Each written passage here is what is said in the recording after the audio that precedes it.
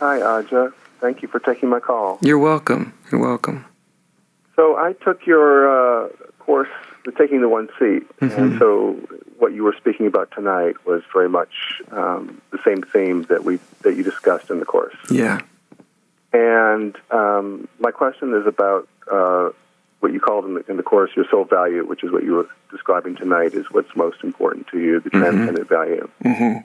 And I never got a chance. I tried to call in, but so I know it's after the course, but it's relevant to tonight, and just wanted to run by what that was for me, and if you like, I could discuss a little bit too, or we could talk about my process with it and some stumbles with it since then. But I started with the value was, I realized that what I have valued my whole life, or at least my whole adult life, is peace. And I looked at the evidence of where I spent my time and what I devoted myself to, but when I got into a deeper clarity about it, it was more like the feeling of wholeness. But that didn't kind of capture it all, so I had the second one, and I realized that I've always been oriented towards service. Like I'm in any situation, I look at what can I give to it. Yeah. And there's this feeling when I'm most happy is of sacrifice. It's like where I lose myself in what I'm doing, right? Yep. And so I had these two, and it was a little confusing having two of them. And then at one point in the course, you talked about redemption, and you said it's really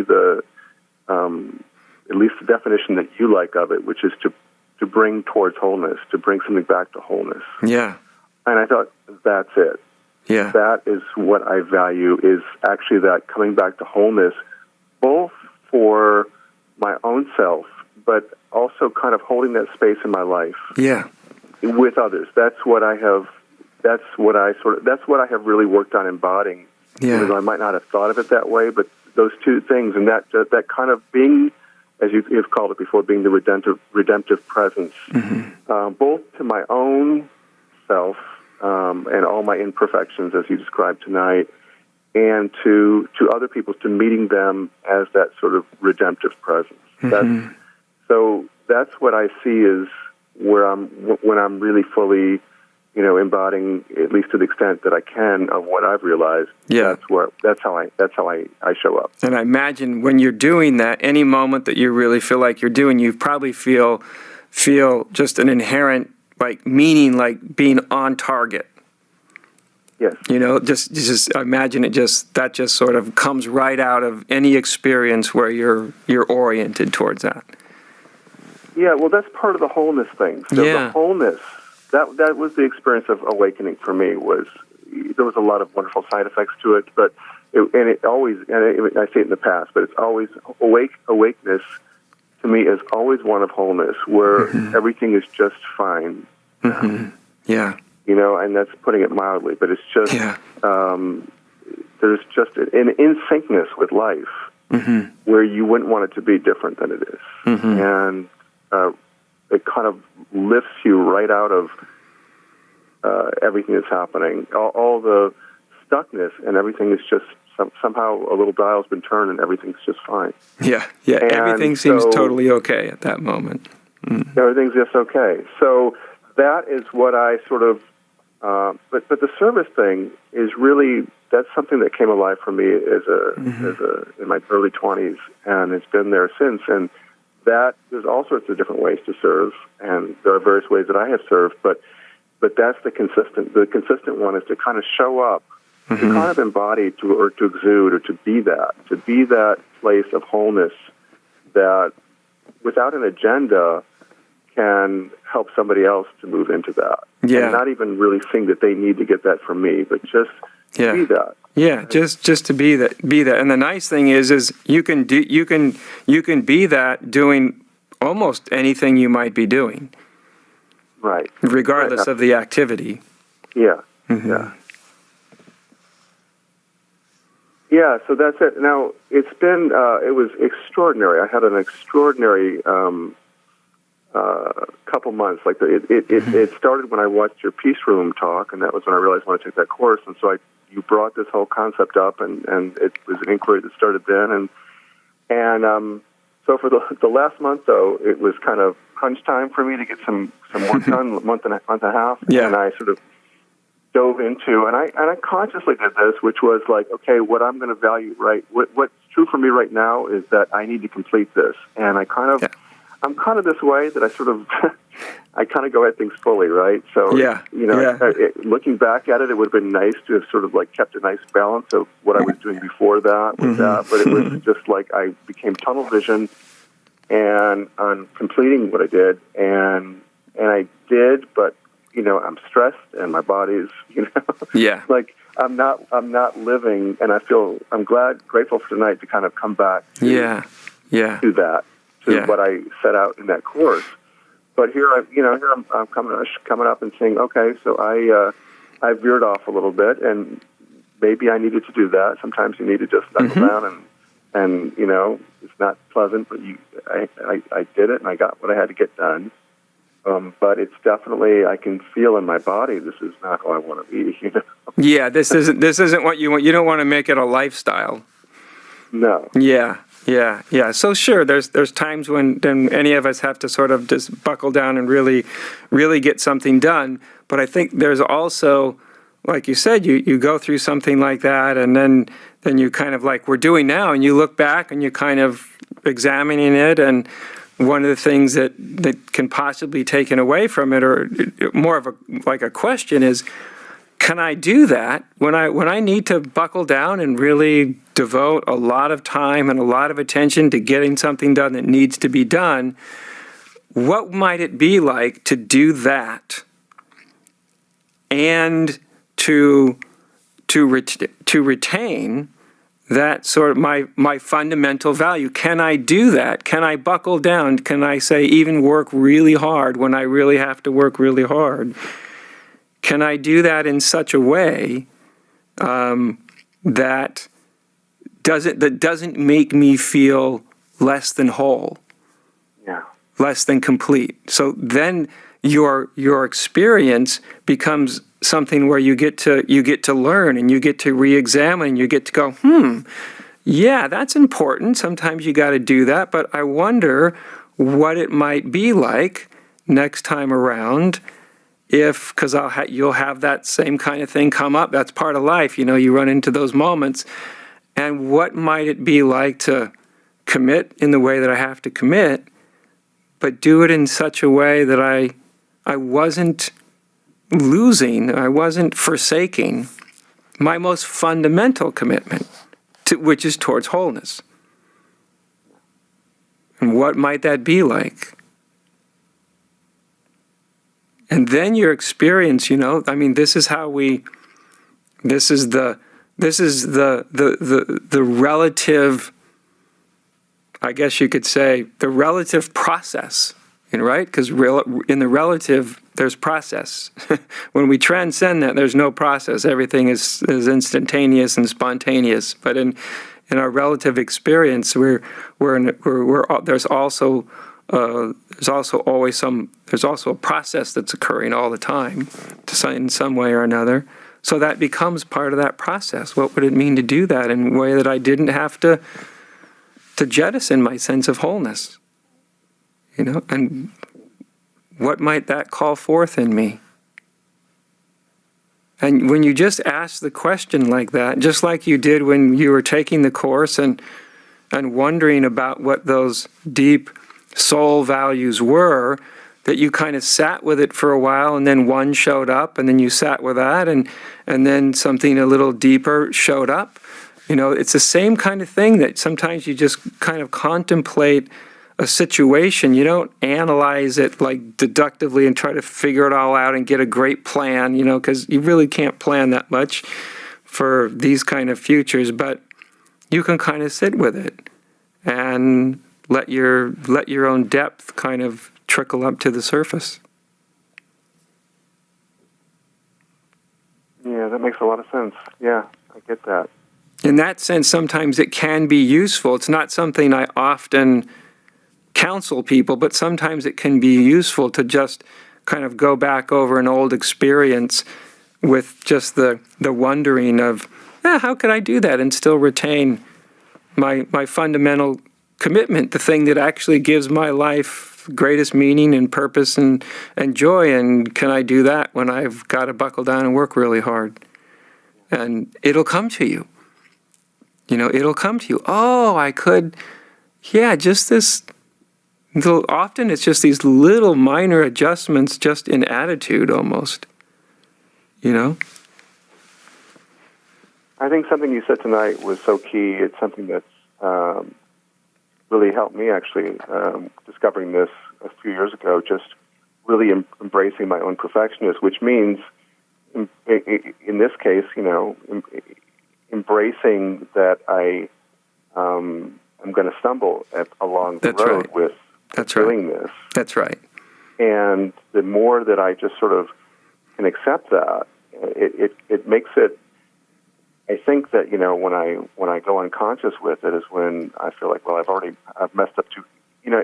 Yeah. What I mean? I've screwed it up too much, or oh my God, I did that again, or some version where really, Steve, it all comes back to some of the first stuff we ever learned, like learning to walk. How do you learn how to walk? You fall down.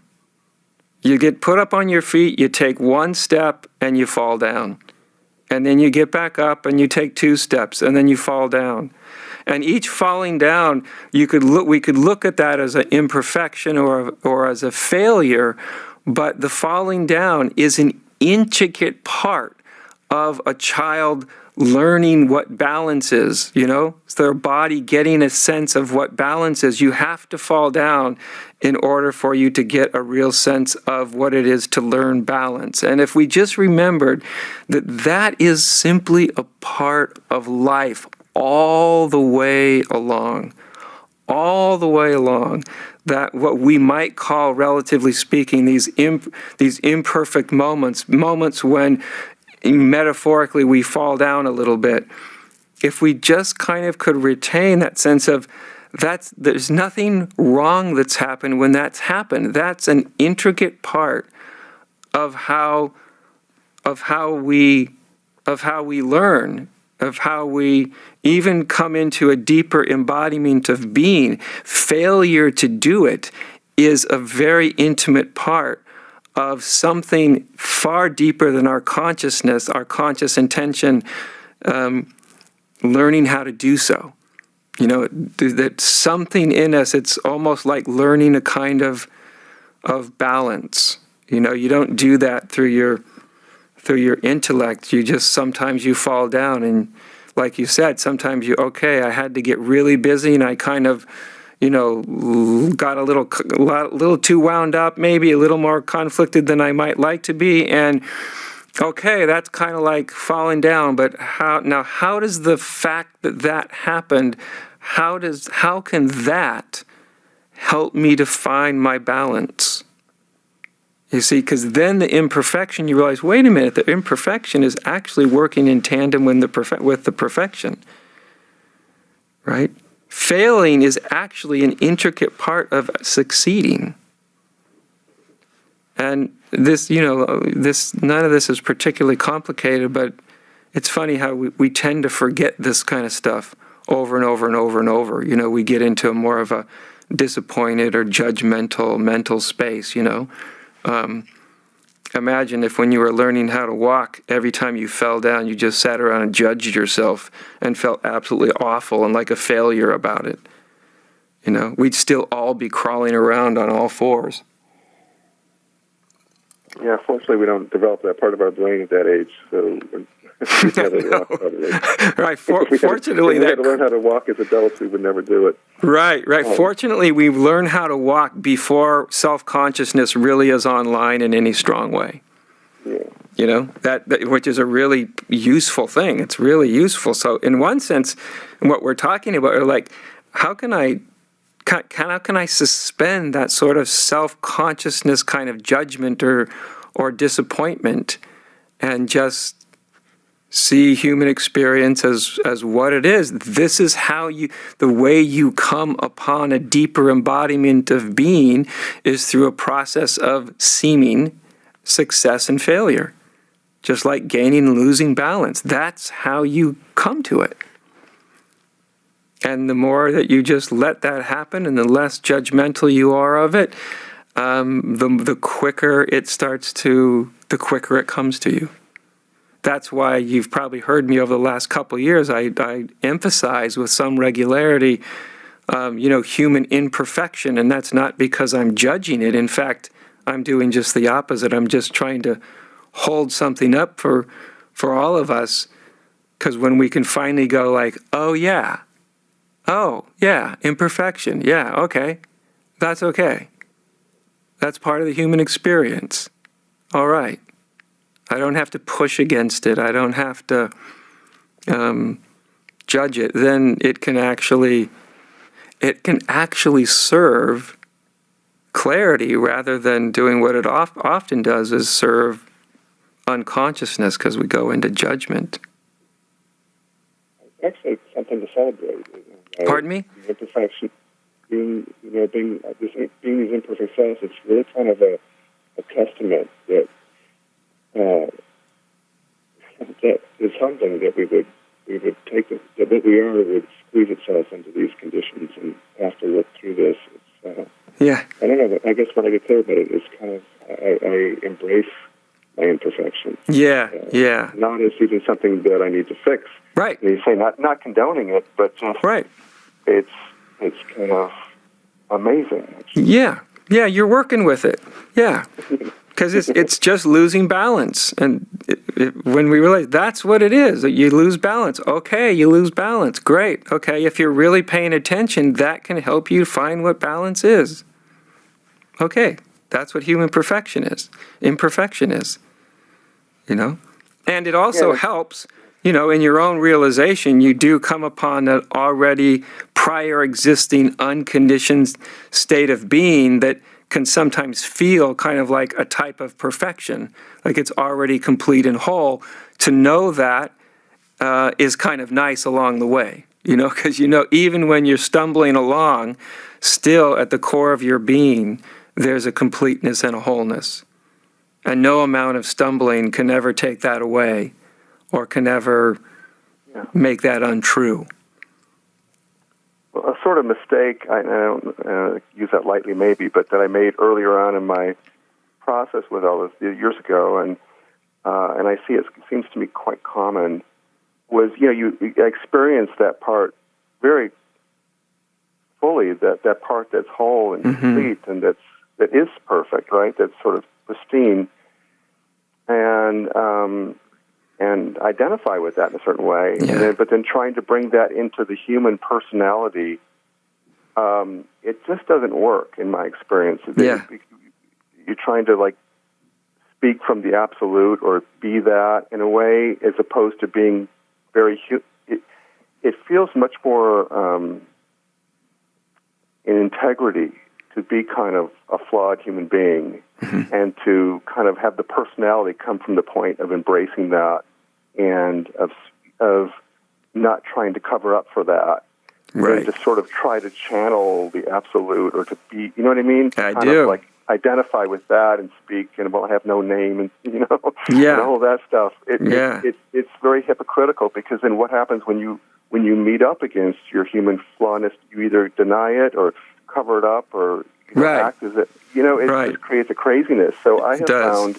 Let the absolute, I exist on two dimensions simultaneously, is the way I look at it. And experience, okay, I've got this thing that's untouchable and unharmable and perfect, great. But I'm choosing to kind of live out my human existence as this person.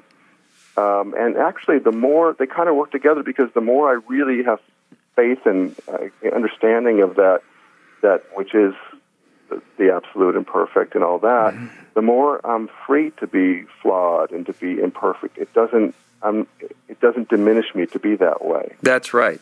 That's right. And kind of bringing those two parts of myself into harmony has been a huge part of this whole process. But I have found really just embracing my own flaws.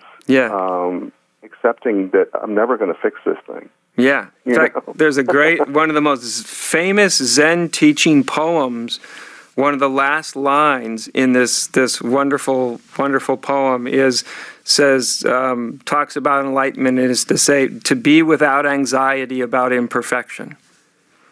And it just was sort of slipped in there, after about 4 pages of very profound, non-dual, teaching, and then it just right at the end, it kind of slipped a bit in. And by the way, it is to be without anxiety about imperfection as a way of just sort of, putting your feet back on the ground and saying, oh, you have that.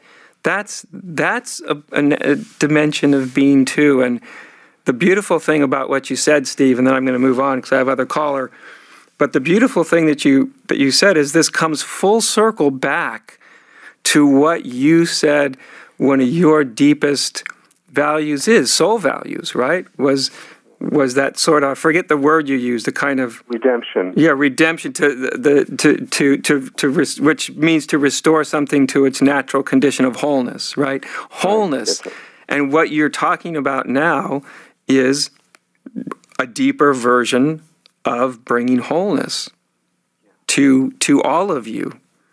It's just you are just carrying through on your own innate value and intention for wholeness. And it's played out right in our discussion here. Yeah. Right? Exactly. And so it all kind of does go together. And as you can attest to, it's the paradox of all this is quite it's actually quite beautiful when you get down to it. It's the paradoxical nature of what we really are. It's really quite amazing. So thanks you for calling, Steve. That was really nice to connect with you again. I got so much out of the course. It was Great. Amazing, and I'm glad you're continuing to discuss it. I'm so glad to hear you did, Steve. Great. Yeah. Thank you. Thank you. Okay. Right. Yeah. Yeah, when I did, right before, I'm going to go to the last caller in just a moment, but when I did that course, I wondered, wow, the area I'm getting into is very paradoxical, and there's a lot of relative sort of means that we're utilizing, and I wonder how well this will be received. And I was really surprised. It's one of the neatest things about teaching courses or teaching anything in any venue is every once in a while you find you kind of stumble upon something that really has great meaning for people. It's like it's something that people just light up on, and I find that often I don't know beforehand what those kind of subjects are going to be. And so when I did this course, I wondered how it was going to be received simply because of the nature of the teaching in the course. And it ended up being, for the most part, one of those surprises where I realized, something I've stumbled into a real resonant issue for a lot of people. And I found that really heartening because it showed me that there is a ever-growing spiritual maturity out there, because I did try to do some of this teaching 15, 16, 17 years ago, and almost nobody wanted to have anything whatsoever to do with it. They wanted only to be told that all you have to do is wake up and that's going to solve every problem you ever had in your entire life.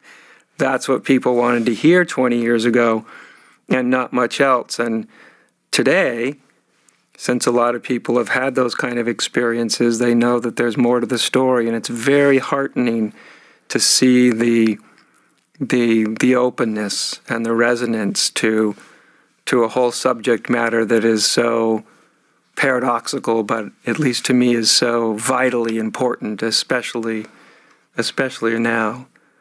So let me go